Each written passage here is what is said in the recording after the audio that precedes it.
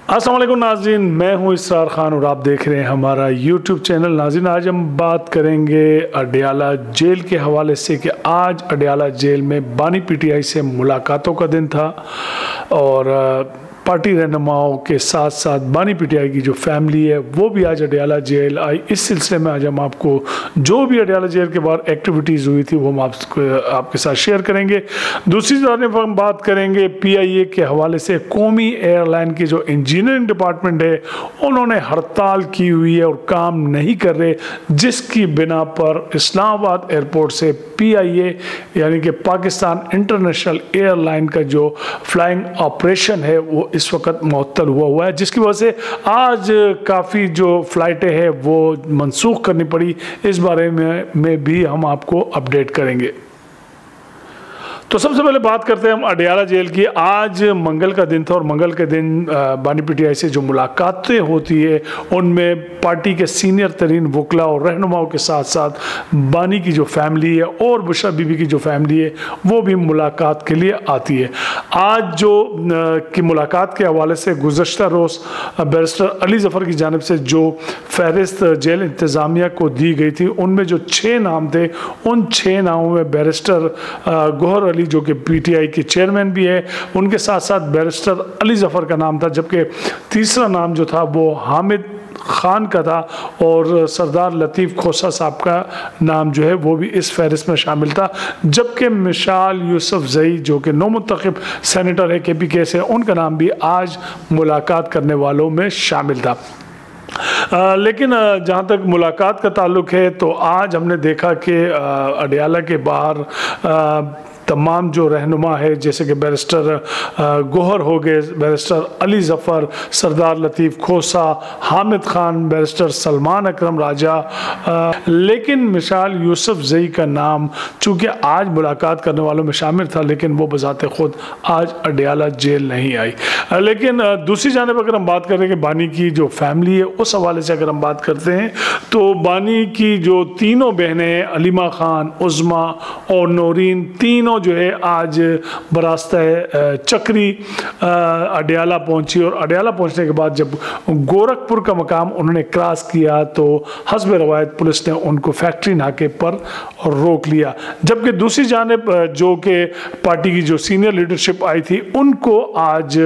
Police ने दाखगल के मुकाम पर रोक लिया और मज़ीद इन दोनों साइडों से इन तमाम रहनुमा और फैमिली के लोगों को अडयाला जेल नहीं जाने दिया गया। खैर जी, एनीवे आगे चलते हैं, बात को आगे बढ़ाते हैं। तो आज हम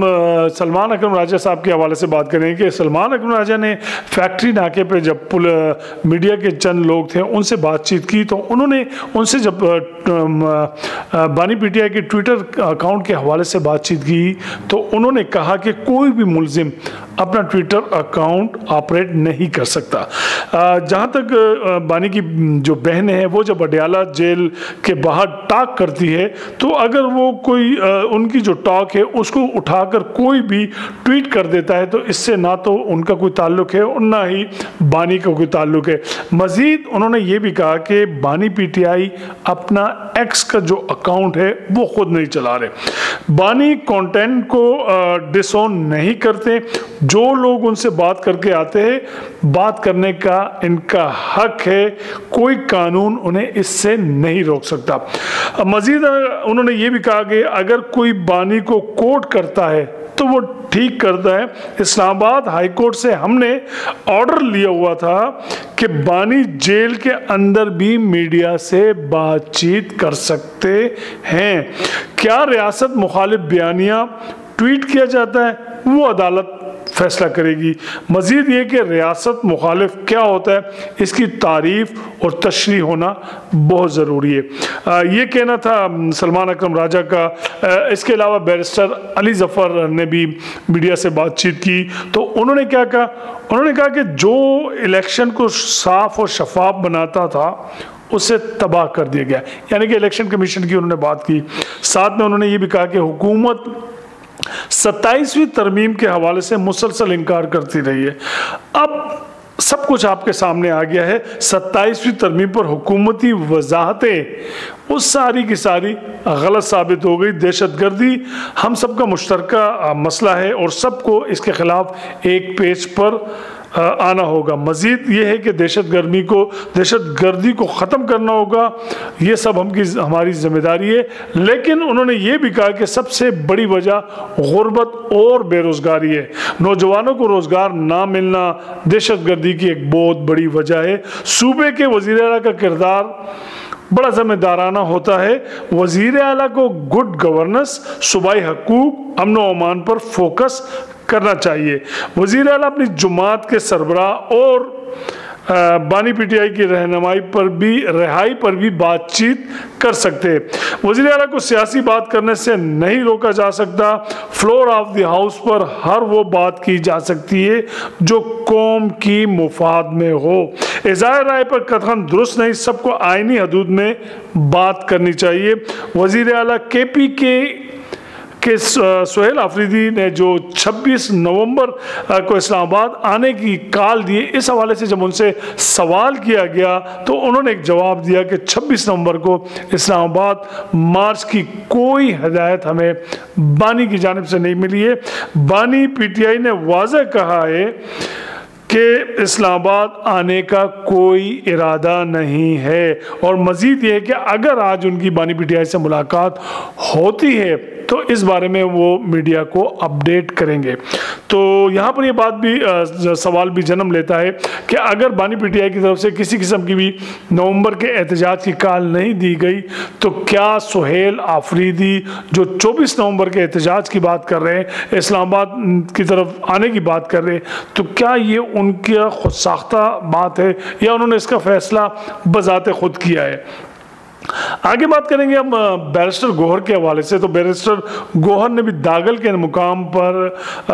میڈیا سے بات چیت کی اور نے یہ کہا کہ آج ہم پھر بانی پی ٹی آئی سے ملنے آئے ہیں لیکن ہمیں اس کی اجازت نہیں ملی، جبکہ عدالتوں کی جانب سے واضح احکامات موجود ہے کہ منگل کے روز بانی سے پارٹی کے رہنماؤں اور ان کی فیملیز کی ملاقات کرائی جائے، اور 2 سال سے یہ عدالتی جو حکم ہے اس پر عمل نہیں ہو رہا، یہ سراسر ظلم اور زیادتی ہے۔ بانی مزید انہوں نے یہ بھی کہا کہ چاہے آپ بانی کو جتنا بھی دور کر لے، بانی لوگوں کے دلوں میں رہتے ہیں، اور جتنا آپ ان کو لوگوں سے دور کریں گے وہ لوگوں کے دلوں میں مزید بستے چلے جائیں گے۔ مزید انہوں نے 27ویں ترمیم کے حوالے سے انہوں نے جب ان سے پوچھا گیا تو انہوں نے کہا آج اگر میری بانی سے ملاقات ہو جاتی ہے تو میں اسی 27ویں ترمیم پر ان سے بات چیت کر کے یقینی طور پر پھر میڈیا کو بھی بتاؤں گا اور پھر اس پہ ہم باقاعدہ کمیٹی بنائیں گے، لیکن آج ان کی ملاقات پھر نہ ہو سکی۔ مزید ہم یہاں پر آگے بات کرتے ہیں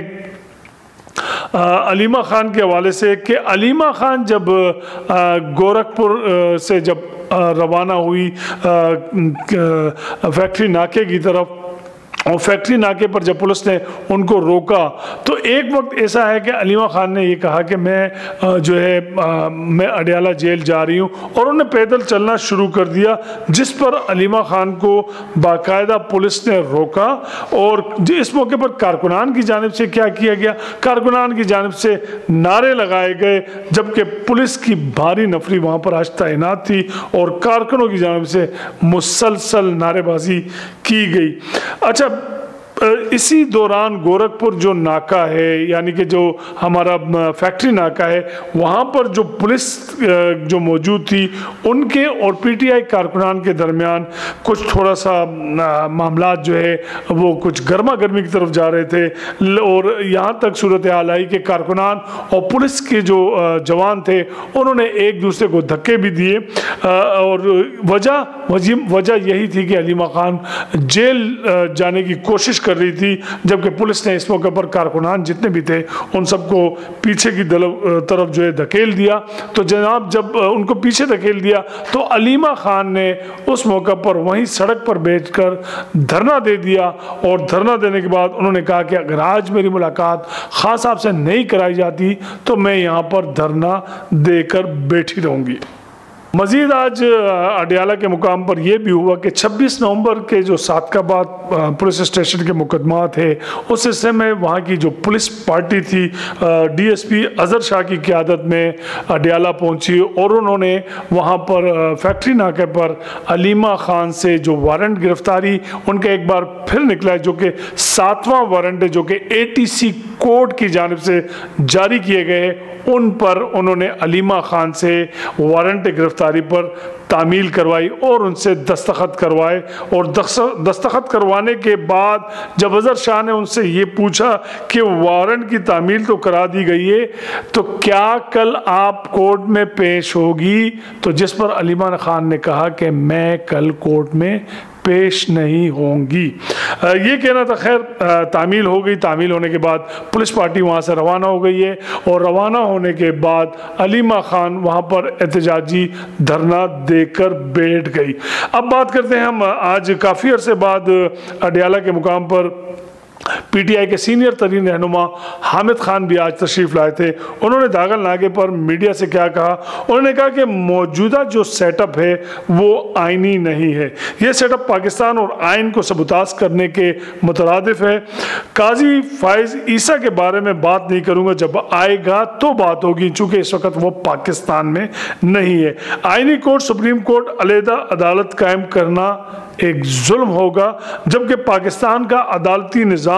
پہلے ہی تباہ ہے، اب مزید درہم برہم ہوگا۔ میں سمجھتا ہوں کہ احتجاج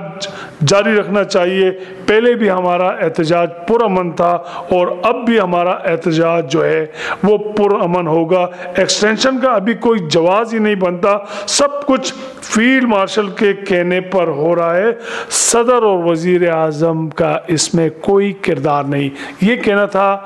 حامد خان صاحب کا۔ مزید آج جو ہے ملاقات کے حوالے سے یہ ہوا کہ صرف لاسٹ ٹائم کی طرح آج پھر ڈاکٹر عظمیٰ خان کو جو ہے وہ بانی پی ٹی آئی سے ملاقات کی اجازت مل گئی، اور کچھ دیر ملاقات کرنے کے بعد وہ واپس آئی، اور واپس آنے کے بعد ان تینوں بہنوں نے آپس کے صلاح مشورے کے بعد میڈیا سے بات چیت کی، اور میڈیا سے بات چیت کرنے کے بعد یہ واپس وہاں سے اڈیالہ کے مقام سے روانہ ہو گئی۔ جب بات کریں گے ہم اسلام آباد ایئرپورٹ پر انجینئرز کی ہڑتال کے حوالے سے، جس کی وجہ سے پاکستان انٹرنیشنل ایئر لائن یعنی کہ قومی ایئر لائن کا جو آپریشن ہے اسلام آباد سے وہ مکمل طور پہ جام ہو گیا ہے، اور انجینئر کی جانب سے طیارہ کلیئرنس نہ دیے جانے کی وجہ سے آج اسلام آباد ایئرپورٹ سے کوئی بھی طیارہ اڑان نہیں بھر سکا۔ بات کریں گے ہم اسی حوالے سے کہ کلیئرنس نہ دیے جانے کی وجہ سے جو جتنی پروازیں تھیں وہ منسوخ ہوئی، ان میں ٹوٹل قومی ایئر لائن کی 8 پروازیں تھیں جن میں جن کو منسوخی کی وجہ سے مسافروں کو انتہائی مشکلات کے ساتھ ساتھ ذہنی اذیت کا بھی سامنا کرنا پڑا۔ اسلام آباد سے گلگت جانے والی PI کی فلائٹ نمبر PK601 آج منسوخ کر دی گئی۔ گلگت سے اسلام آباد آنے والی PIA کی پرواز PK602 آج منسوخ کی گئی، جبکہ اسلام آباد سے اسکردو جانے والی PIA کی پرواز PK451 بھی آج منسوخ کر دی گئی، جبکہ اسکردو سے اسلام آباد آنے والی پرواز PK452 بھی منسوخ ہوئی، جبکہ اسلام آباد سے گلگت جانے والی پرواز PK603 اور گلگت سے اسلام آباد آنے والی پرواز PK604 بھی منسوخ ہوئی، جبکہ اسلام آباد سے دبئی جانے والی پرواز PK233 منسوخ، جبکہ دبئی سے اسلام آباد آنے والی پرواز PK234 بھی کینسل کر دی گئی۔ وجہ یہی ہے کہ جناب جتنے بھی انجینئرز ہیں انہوں نے ہڑتال کی ہوئی ہے، اور ہڑتال کی وجہ سے جو فلائٹ آپریشن ہے وہ بہت زیادہ ڈسٹرب ہو گیا، بلکہ اسلام آباد ایئرپورٹ سے کوئی بھی پرواز اڑان نہیں بھر سکی، اور جیسے کہ ہمارا جو قومی ایئر لائن ہے وہ آلریڈی پہلے ہی خسارے کی طرف جا رہی ہے، اور اب جب کہ اس کو آؤٹ سورس کیا جا رہا ہے، اور آؤٹ سورس کا جو عمل ہے وہ بڑی تیزی سے اور بڑی شفافیت سے آگے بڑھ رہا ہے، ایسے میں انجینئرز کی جانب سے کی جانے والی ہڑتال سے اس کی جو پرفارمنس ہے اس پہ بھی فرق پڑ رہا ہے، اور یہ جو آؤٹ سورس کا جو عمل ہے اس کو سبوتاژ کرنے کی ایک کوشش قرار دیا جا رہا ہے۔ ناظرین، آج ہم نے جو اڈیالہ کے حوالے سے اور PIA کے حوالے سے آپ کو اپڈیٹ کیا، کل انشاءاللہ آپ سے دوبارہ ملاقات ہوگی، اور کل کی جو بھی تمام تر خبریں ہوں گی، جو بھی خاص سٹوریز ہوگی، اس پہ ہم آپ سے بات کریں گے۔ جب تک کے لیے اللہ حافظ۔